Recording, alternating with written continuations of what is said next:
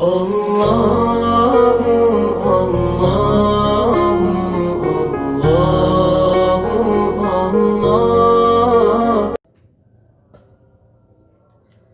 Assalamualaikum warahmatullahi wabarakatuh. Alhamdulillahirabbil alamin. Arsala rasulahu bil huda wa dinil haq yudhhirahu 'alad dini kulli wa kafa billahi syahida. Asyhadu an la ilaha illallah wa asyhadu anna Muhammadar Rasulullah la nabiyya ba'da. Amma ba'd. Wa qala Allah ta'ala fil Qur'anil Karim, a'udzu billahi minasy syaithanir rajim. Bismillahirrahmanirrahim. Syahrul Ramadhanal ladzi unzila fihil Qur'an hudal linnasi wa bayyinatin minal huda wal furqan. Al-ayat. Yang pertama-tama, mari kita senantiasa memanjatkan puja dan puji syukur kita kehadirat Allah Subhanahu wa ta'ala, yang mana dengan rahmat dan limpahnya lah kita dapat berkumpul, kita dapat menyaksikan yang insya Allah pada segmen yang dimuliakan oleh Allah Subhanahu wa ta'ala pada kali ini. Pada malam ini, pada hari ini, saya ingin menyampaikan mengenai kewajiban seorang muslim terhadap Al-Quran. Tentu kita selaku umat muslim wajib mempelajari sebuah Al-Quran, wajib mempelajari Al-Quran, karena dalam agama Islam sudah sangat diwajibkan untuk seorang muslim menuntut ilmu, sebagaimana dalam sebuah hadis yang mengatakan thalabul ilmi faridatun ala kulli muslimin wal muslimah, bahwasannya seorang muslim hukumnya wajib mempelajari sebuah ilmu, baik itu seorang muslim maupun seorang muslimah.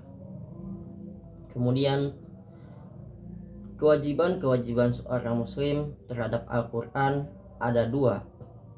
Kewajiban seorang muslim terbagi menjadi dua. Yang pertama mempelajarinya, dan yang kedua adalah mensyiarkannya. Menuju pada tangga yang pertama, yakni mempelajari Al-Quran. Di dalam mempelajari Al-Quran terbagi-bagi juga, yakni yang pertama adalah membacanya. Tentu kita selaku umat muslim harus membacanya terlebih dahulu, karena Rasulullah SAW pertama kali Al-Quran ini turun adalah kewajiban untuk membacanya, yakni pada surat Al-Alaq ayat 1-5 yang berbunyi Bismillahirrahmanirrahim. Iqra bismi rabbikal ladzi khalaq, khalaqal insana min 'alaq, iqra wa rabbukal akram, alladzi 'allama bil qalam, 'allamal insana ma lam ya'lam. Al-ayat. Di dalam membaca Al-Quran terbagi-bagi pula dalam membacanya.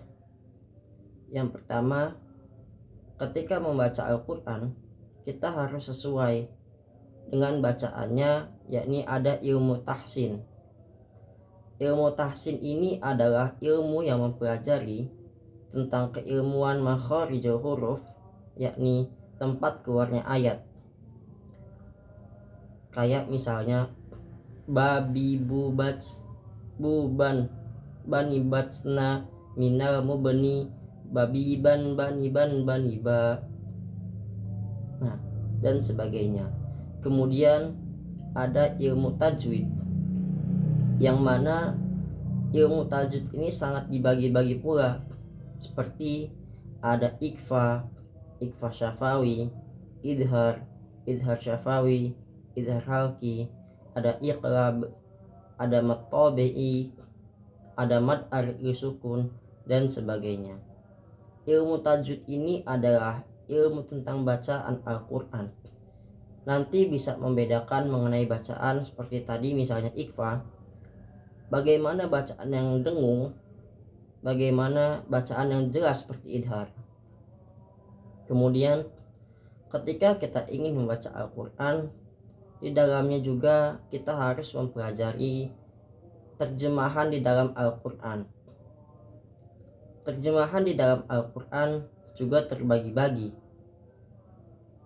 Banyak sekali terjemahan-terjemahan di dalam Al-Quran oleh Kementerian Agama, baik dari RI, provinsi maupun daerah. Kemudian ada juga ilmu bacaan, yakni ilmu qiraat. Di dalam ilmu qiraat juga dibagi-bagi. Di antaranya ada qiraat hafs, qiraat sab'ah, dan sebagainya. Misalnya, contoh di dalam qiraat hafs atau di dalam qiraat sab'ah itu terdapat dalam Quran surat Ad-Duha seperti wadduha wal-layli idza saja ma wadda'aka rabbuka wa ma qala, dan sebagainya. Kemudian di dalam membaca Al-Quran ada juga ilmu nagom, seperti misalnya terbagi-bagi pula ada yang namanya bayati, nahawan, jiharka, rosh, dan sebagainya. Seperti misalnya ada tangga nada nahawan, tangga yang pertama naik, tangga yang kedua sedang, tangga yang ketiga turun. Di dalam Al-Fatihah misalnya, A'udzu billahi minasy syaithanir rajim. Bismillahirrahmanirrahim. Nah, kemudian merujuk pada yang kedua, di dalam mempelajari Al-Quran tentu kita harus memahami Al-Quran. Untuk memahami Al-Quran, kita harus membaca tafsir Al-Quran. Di dalam tafsir Al-Quran juga dibagi-bagi, seperti misalnya ada tafsir Ibnu Katsir, tafsir Jalalain, kemudian ada tafsir Al-Qurtubi, dan sebagainya. Kemudian kita harus membaca terjemahannya, baik dari tafsir maupun yang sudah dirangkum oleh Kementerian Agama. Kemudian di dalam memahami Al-Quran, untuk memahaminya kita tentu harus mempelajari ilmu asbabun nuzul, bagaimana sebab-sebab diturunkannya Al-Quran. Seperti tadi misalnya pada Quran surat Al-Alaq, kita harus mengetahui bagaimana ayat tersebut turun. Pada Quran surat Al-Alaq diturunkan di Gua Hiro, petunjuknya adalah Rasulullah disuruh untuk membaca, yakni wahyu pertama yang diperintahkan oleh Allah kepada Rasulullah SAW Muhammad untuk membacanya. Atau misalnya di Quran surat Al-Isra ayat 1, sebagaimana kita harus tahu di dalam asbabun nuzul pada saat itu, Subhanalladzi asra bi 'abdihi ghairam minal masjidil haram ilal masjidil aqsa. Kita harus tahu bahwa ayat itu adalah perintah dari Allah untuk Muhammad Rasulullah menjalankan Isra Mi'raj ke Baitul Maqdis, yang mana pada saat itu Rasulullah dinaikkan ke Sidratul Muntaha untuk mendapatkan sebuah perintah, yaitu sholat. Di dalam mempelajari Al-Quran, Pada tahap yang ketiga, yakni adalah menghafalnya. Ketika kita sudah mampu dalam membaca, kita sudah mampu memahaminya, lalu kita harus menghafalnya. Untuk menghafal Al-Quran terbagi-bagi pula, di antaranya adalah metode ummi, kemudian yang kedua metode kauni, yang mana pada metode kauni ini memakai sebuah gerakan, kayak misalnya qul, katakan Allahu ahad, Allah itu satu. Naik pada kewajiban seorang muslim kepada Al-Quran, yaitu adalah dengan mensyiarkannya. Di dalam mensyiarkan Al-Quran tentu terbagi-bagi pula, yakni diantaranya adalah kita harus mengimplementasikannya. Misalnya, implementasikan memakai perbuatan. Jadi tidak kabur maktan indallahi ang taqulu ma la taf'alun, sebagaimana Quran surat As-Saff ayat 3. Tapi dalam implementasi kita ini harus dengan perbuatan kita sehari-hari. Kalau kita menyeru sahabat kita sholat, kita harus melaksanakannya sholat. Aqimis sholat wa atuz zakat wa raka'u ma'ar raki'in. Laksanakanlah sholat dan tunaikanlah zakat beserta orang-orang yang ruku.